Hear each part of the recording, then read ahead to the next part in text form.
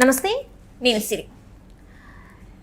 మొన్న అంటే బ్యాంకాక్లో వచ్చిన భూకంపం తర్వాత చాలా వరకు హై రైజ్ అపార్ట్మెంట్స్ ఏవైతే ఉన్నాయో మరి అక్కడ బ్యాంకాక్లో అంత విధ్వంసం సృష్టించింది కదా, మరి ఇక్కడ మన హైదరాబాద్లో కూడా అట్లాంటి విధ్వంసం సృష్టించే అవకాశం ఉందా? అసలు ముందు ఇక్కడ హైదరాబాద్లో మనకి భూకంపం వచ్చే అవకాశం ఉందా? ఒకవేళ వచ్చినా కూడా తీవ్రత ఎట్లా ఉంటుంది? అసలు అట్లాంటి బిల్డింగ్స్ మన హైదరాబాద్లో ఉన్నాయా లేవా?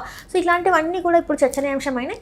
సో వాటికి సంబంధించి మరిన్ని విషయాలు మనకి తెలియజేయడానికి మనతో పాటు ఉన్నారు realtor oxygen founder, CEO, TEDx speaker, తెలంగాణలో రియల్ ఎస్టేట్ రంగంలో లెజెండరీ అవార్డు గ్రహీత డాక్టర్ నంది రామేశ్వరరావు గారు. నమస్కారం సార్. సార్, ఇప్పుడు చూస్తుంటే బ్యాంకాక్లో ప్రకంపనలు, బిల్డింగ్లు ఎట్లా అంటే కూలిపోయిన పరిస్థితి మనం చూసాము. హైరైజ్ అపార్ట్మెంట్స్ ముఖ్యంగా చూసుకున్నట్టయితే, సో ఇక్కడ తెలంగాణలో హైదరాబాద్లో మనకి ఇక్కడ అలాంటి బిల్డింగ్స్ ఉన్నాయా? హైరైజ్ అపార్ట్మెంట్స్ ఉన్నాయా లేవా? ఒకవేళ ఉంటే మనకి ఇక్కడ భూకంపం వచ్చే పరిస్థితులు ఉన్నాయా? ఎట్లా ఒకవేళ అట్లా ఉంటే ఇలాంటివి మనం ఎదుర్కోవాల్సి వస్తుంది? అసలు ఇప్పుడు ఏంటంటే ఒక చర్చ నడుస్తుంది సార్, మనం ఎట్లా మరి ఇక్కడ ఒకవేళ భూకంపాలు వస్తే ఎట్లా ఉంటాయి, ఏ రకంగా మనం ప్రికాషన్స్ తీసుకోవాలి ఏంటనేది కూడా ఒక చర్చ జరుగుతుంది. సో దీని మీద మీ స్పందన ఏంటి సార్? ఇది చాలా టఫ్ సబ్జెక్టు, చాలా పెద్ద సబ్జెక్ట్. ఎందుకంటే శోభన్ బాబు గారు స్వర్గీయులు ఆయన సినిమా యాక్టర్ ఉండేవారు, హీరో. ఆయన ఒక మాట చెప్పాడు, ప్రపంచంలో ఎప్పటికీ పెరిగేది ఏంటి? జనం. సార్, ఎప్పటికీ పెరగంది భూమి, రైట్? అదే పాలసీలో ఇప్పుడు జనాలు 50 సంవత్సరాల ముందు ల్యాండ్ ఎంత ఉంది, ఇప్పుడు కూడా ల్యాండ్ అంతే ఉంది. అవునా? ఉన్న 100% ల్యాండ్ 75% ఓషన్స్, 5% గుట్టలు, హిల్స్, కొండలు, 20% మిగిలింది. ఆ 20%లోనే కొట్టుకు చాలు. మనం ఇప్పుడు 150 కోట్లు దాదాపు పాపులేషన్ అయిపోయింది ఇండియాది. ల్యాండ్ అంతే ఉంది కదా, ల్యాండ్ ఏం పెరగలేదు. బట్ అప్పుడు 10 కోట్లు 20 కోట్లు ఉండేవారు 30-40 years బ్యాక్. ఇప్పుడు ఎంత పెరిగిపోయింది? వీళ్ళందరినీ సాటిస్ఫై చేయాలంటే డెఫినెట్గా స్కై స్క్రాపర్స్ చేయాలి. స్కై స్క్రాపర్ అంటే హై రైజ్ 50, 60, 70, 80. మన క్రౌన్ సాస్ అని 57, 58 ఫ్లోర్స్. అయితే ఇక్కడ ఏమవుతుందంటే స్ట్రక్చరల్ స్టెబిలిటీ మనది ఏంటంటే అంటే తుఫాన్లో వచ్చే ఎక్కువ ఛాన్స్ లేదు. బట్ రావని 100% చెప్పలేము. వచ్చినా అంత బ్యాంకాక్లో వచ్చిన భారీ ఎర్త్క్వేక్స్ అయితే రావు. చిన్న చిన్న ప్రకంపనలు వస్తున్నాయి. కాకపోతే లేదని రూల్ అవుట్ చేయలేం పాసిబిలిటీస్ బిల్డర్స్. అది దాని మీద చర్చ జరుగుతుంది. స్ట్రక్చరల్ సెటప్స్, ఇంజనీర్స్, ఆర్కిటెక్ట్ వేరు, స్ట్రక్చరల్ ఇంజనీర్ వేరు, ఇంటీరియర్ డిజైనర్ వేరు. సో ఈ స్ట్రక్చరల్ ఇంజనీర్ సరిగ్గా కాన్సన్ట్రేట్ అయిపోతే కూలిపోయే అవకాశాలు ఉన్నాయి. ఎందుకంటే భూమి సెమిక్స్డ్ అంటారు, ఆ భూమిలో సాయిల్ టెస్టింగ్ అన్నీ చేస్తారు, అవి చూసుకోవాలన్నమాట. సో అది హైదరాబాద్లో ఇప్పుడు ఆల్రెడీ ఇప్పుడు కోకాపేట, నానక్రామ్ కూడా ఇవన్నీ కూడా చూసి హై రైజ్ జోన్సే 30, 40, 50 ఫ్లోర్స్ వాళ్ళు వచ్చి 60, 70, 100 ఫ్లోర్స్ దాకా మనకి FSI లిమిట్ లేదు. FSI అంటే ఫ్లోర్ స్పేస్ ఇండెక్స్. ఆ లిమిట్ లేదు కాబట్టి ఎన్నైనా ఫ్లోర్ కట్టు. బిల్డర్కి తక్కువ జాగాలో ఎక్కువ కడితే డబ్బులు కొద్దిగా లాభం ఉంటాయి. హై రైజ్ కన్స్ట్రక్షన్ కాస్ట్ కూడా పెరుగుతుంది. మనం 10th ఫ్లోర్లో ఒక ₹1 కోటి ఉందనుకోండి, 50th ఫ్లోర్కి వెళ్తే 2.5 కోట్లు అవుతుంది, లేదా 2 కోట్లు అవుతుంది. అంటే జస్ట్ ఫ్లోర్ ఏరియా అంతే ఉంటుంది, స్క్వేర్ ఫీట్ అంతే ఉంటుంది, ఎమ్యూనిటీస్. బట్ హై రైజ్కి వెళ్ళినది పెరుగుతుంది. ప్రతి ఫ్లోర్కి స్క్వేర్ ఫీట్ ₹100, ₹50, ₹200 పెడతారు. మీరు 2000 స్క్వేర్ ఫీట్ ఉంటే ప్రతి ఫ్లోర్కి 1,00,000, 2,00,000 పెరిగి 2000 అనుకుంటే 2,00,000 పెరిగిపోతుంది. 50 ఫ్లోర్లు అంటే ₹1 కోటి అయిపోయింది కదా. హై రైజ్ అనేది వెస్టర్న్ కల్చర్. సో మనకి అది అంత నిజంగా అంత సేఫ్టీగా ఉంది. ఇప్పుడు ఇంకోటి ఏంటంటే ఈ స్విమ్మింగ్ పూల్స్ కానీ, క్లబ్ హౌస్ కానీ, పార్కులు ఇవన్నీ కూడా టెర్రస్ మీద ఇస్తున్నారు. అది ఒకటి. జాగింగ్ ట్రాక్ ఇప్పుడు కంపెనీలో 10 టవర్లు కడుతున్నారు అనుకోండి, ఆ 10 టవర్లు ఇంటర్లింక్ చేస్తున్నారు జాగింగ్ ట్రాక్ అని మొత్తం అన్ని. అది ఎప్పటికైనా it's not very positive sign.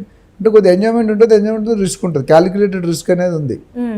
Risk అనేది మనం అవాయిడ్ చేయడం. అందుకని దాన్ని సీరియస్ చర్చలు ఏం జరుగుతుందంటే స్ట్రక్చరల్ ఇంజనీరింగ్ కరెక్ట్గా లేకపోతే బిల్డింగ్ కొలాప్స్ అయ్యే అవకాశాలు చాలా పుష్కలంగా కనిపిస్తున్నాయి.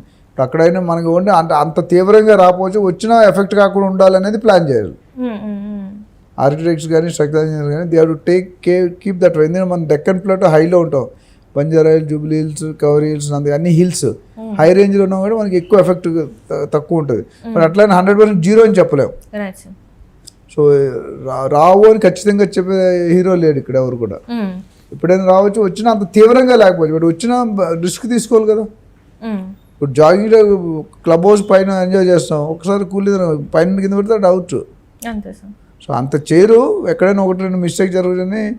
సో బ్యాంకాక్, సింగపూర్, మలేషియా అన్నీ కూడా, థాయిలాండ్ అవన్నీ కూడా మంచి వెల్ రెప్యూటెడ్ ప్లేస్. ఆర్కిటెక్ట్స్ మంచి నాలెడ్జబుల్ ఉంటారు. అది కూలేదంటే ఎక్కడ మిస్టేక్ కొన్ని 100 మంది ఐ థింక్ చనిపోయారు అంటున్నారు. సో అవి రాకుండా చూసుకోవాల్సిన బాధ్యత మన ఇంజనీర్స్ ఉంది. దాని మీద ఐ థింక్ దే రీడిజైనింగ్ అంటే స్పెసిఫికేషన్ కానీ రీచెక్ కానీ ఐజీబీసీ బిల్డింగ్స్ ఉన్నాయి, గ్రీన్ బిల్డింగ్ కౌన్సిల్ అని, అది గ్రీనరీ మీద ఇంపార్టెన్స్ ఇస్తాడు. ఎన్జిటి అని ఒకటి నేషనల్ గ్రీన్ ట్రిబ్యునల్ అని, వాళ్ళు నేచర్ని ప్రకృతిని ప్రొటెక్ట్ చేయడం వాళ్ళ పని. వాళ్ళు స్టేట్ సీఎం కూడా భయపడరు. వాళ్ళు ఏమంటే సెంట్రల్ బాడీ సపరేట్ బాడీ ఇంత బిల్డింగ్కి ఇప్పుడు పర్మిషన్ ఐజీబీసీ బిల్డింగ్స్లో ఇంత శాతం గ్రీనరీ ఉండాలి, ఇంత శాతం ఓపెన్ స్పేస్ ఉండాలి, ఇంత క్రాస్ వెంటిలేషన్ ఉండాలి, building to building wall to wall gaps ఉండాలి. ఈ చిన్న 100 గజాలు అలా కాదు, వాళ్ళు స్ట్రాటజీ ఉంటుంది. సో ఆ విధంగా రానున్న రోజుల్లో ఈ లగ్జరీ సెగ్మెంట్ అంటే ఐజీబీసీ కూడా వస్తుంది. ఇప్పుడు 4th సస్టైనబుల్ సిటీ అని మాట్లాడుకున్నాం, శ్రీశైలం హైవేలో ముచ్చర్ల కందుకూరు అక్కడ వచ్చే బిల్డింగ్ కూడా అన్ని ఐజీబీసీ బిల్డింగ్స్ వచ్చే అవకాశాలు ఉన్నాయి. అంటే పొల్యూషన్ ఫ్రీ, డ్రైనేజ్ అన్ని బయటకి ఏం కనిపించకూడదు. హైదరాబాద్ బంజారా వర్షం పడితే వర్షాలు కారు ములుగుతాయి, మనుషులు ములుగుతారు, మోరీలు ఫ్లో అవుతాయి. ఇప్పుడు 4th సస్టైనబుల్ సిటీలో ఏంటంటే అవి లేకుండా అంటే అవన్నీ కూడా అండర్ గ్రౌండ్ జరిగిపోవాలి, బయటికి అపీరెన్స్ అవ్వద్దు, ఇంక్లూడింగ్ ట్రాఫిక్ కూడా. ఆ విధంగా డిజైన్ చేస్తున్నారు. కొద్దిగా కాస్ట్లీ అవుతుంది 5-10%, but still it is good. So ఓవరాల్గా చూసుకుంటే ఏంటంటే స్కై క్రాపర్స్ అనేది కమర్షియల్ యాంగిల్. ఒక ఎకరంలో నువ్వు 10 ఫ్లోర్లు కట్టవచ్చు, 50 ఫ్లోర్లు కట్టవచ్చు. అంటే ఇప్పుడు ఏదైతే ఇప్పుడు బ్యాంకాక్లో జరిగిన ఏదైతే విధ్వంసం అంటే ఆ భూకంపాల ఎఫెక్ట్ ఇప్పుడు ఏదైతే ఇప్పుడు హై రైజ్ అపార్ట్మెంట్స్ తీసుకోవాలి, ఫ్లాట్ తీసుకోవాలనే వాళ్ళ మీద ఆ ప్రభావం పడే అవకాశం ఉందంటారా సార్? అంటే అంత పడదండి. మనకి ఏంటంటే Hyderabad is very safe place, but 90% చెప్పండి 10% risk always there, calculated risk ఉంది. అంత వాళ్ళు ఇప్పుడు ఎవరు ఇప్పుడు ఇవాళ ఉన్నాడు రేపు ఉంటారు. కరోనా వచ్చాక ఇవన్నీ మారిపోయాయండి. సేవింగ్ లేదు, మొత్తం ఖర్చు పెట్టేస్తున్నాం. ఉన్నంతకాలం ఎంజాయ్ చేద్దాం. సో కరోనా వచ్చాక there is lot of lifestyle change, లైఫ్లో చేంజ్ కనిపించే మనుషులు థింకింగ్లో. ఎస్పెషల్లీ సౌత్ ఇండియా అంటే సేవింగ్ కల్చర్. అమ్మమ్మలు నాన్నమ్మలు ఉంటే మా మనవరాలు కావాలి, మనవడ కావాలని పెట్టేవారు. ఇప్పుడు మనకంటే మన పిల్లలు బాగా బతుకుతారని ఒక గుడ్డి నమ్మకం ఉంది, బాగా చదివిస్తున్నారు వాళ్ళు. అన్నీ ఇప్పుడు మీ తాత కంటే మీ నాన్నగారు ఎక్కువ ఎర్న్ చేస్తారా లేదా? కరెక్ట్. అది మీ నాన్నగారు మా తాతగారు ఎర్నింగ్కి మా నాన్నగారు చాలా తేడా ఉంది. మా నాన్నగారు ఎర్నింగ్కి నా ఎర్నింగ్కి చాలా, నాకు నా కొడుకు ఎర్నింగ్స్ ఇంకా తేడా ఉండొచ్చు. అంటే నాకే కదా, every family. Culture is moving, shift అవుతుంది. ఒక దగ్గర నుండి ఒక 50 సంవత్సరాల ముందు ఒక కారు ఉండేది, అంబాసిడర్ కార్ అని. ఆ కార్నే ఇటు అటు తిప్పాడు. ఇప్పుడు రోజుకో డిజైన్ వస్తుంది, రోజుకి 100,000 డిజైన్లు ఉన్నాయి. ప్రతి కంపెనీకి 100-200 డిజైన్స్ ఉన్నాయి. మారుతిలోనే 100 డిజైన్లు ఉన్నాయి. అట్లా Honda, pride, Hyundai, Ford Motors, general ఇవన్నీ కూడా. సో మారుతున్న కాలంలో మనం కూడా మారుతుండాలి. కొద్దిగా ప్రభావం అయితే ఉంటుంది. అంత సీరియస్గా ఆలోచించే టైం లేదు జనాలకి. ఈ ఫాస్ట్ యుగంలో ఉన్నాం మనం. నిన్న ఉగాది వచ్చింది, సంవత్సరం కూడా మారింది. క్రోధనామ నుండి వేరే సో మారుతుంటే పాటు చేంజెస్, కల్చర్స్, యాటిట్యూడ్స్, మెథడ్స్ కూడా మారుతుంటాయి. సో జో డర్ గయా ఓ మర్ గయా, రిస్క్ తీసుకొని కొనుక్కున్నాడు.